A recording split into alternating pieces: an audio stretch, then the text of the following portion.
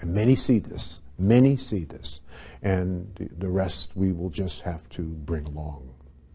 Networking, connecting the dots. We have a video. It's a visual here. Take a look. I prepared a chart. And this is a chart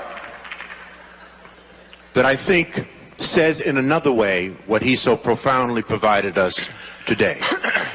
This chart to me represents beautiful, educated, moneyed black people all over America. It could represent black organizations, it could represent black churches, it could represent black social and civic organizations. And what you will notice about these beautiful black people all over America is that everybody is doing their own thing. Caught up in a Eurocentric value of rugged individualism, having forgotten that it takes a village to raise a child. There is no power here, brothers and sisters. There is no power here. Power is most effective concentrated. You can take a 55-gallon drum of water, spill it over, it will disperse, find its own level, and eventually evaporate. You can take that same 55-gallon drum of water, put it under pressure, put a lid on it, put a hose in it, put a nozzle on the end of that hose, and it can cut concrete.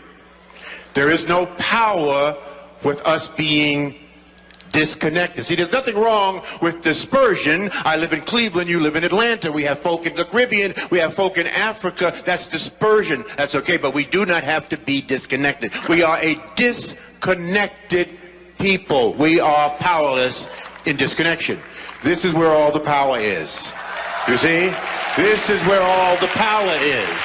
Whether you are at the center of your own network or part of someone else's network, this is where the power is. There's a beautiful African proverb that says, when spiders unite, they can tie up a lion. When we connect, because we are disconnected, we're disconnected from those of like mind. We're disconnected from the best practices in our community. I don't care what it is that you want to do, what profession you want to engage in, what business you want to get into. I can introduce you to brothers and sisters all over America that they are doing it to death. You just don't know who they are. You are disconnected from them. There is no power in disconnection. Okay? When we connect, we prevent interlopers from coming into our communities and taking and destroying at will. All right, George. Try to open up the Booker T. Washington delicatessen in Chinatown and see what happens. So we must connect. We must connect the dots. That must be the movement for our people in the 21st century. We need a lot of us doing a little instead of a few of us doing a lot. We need to get together to get ahead. That is why we must network.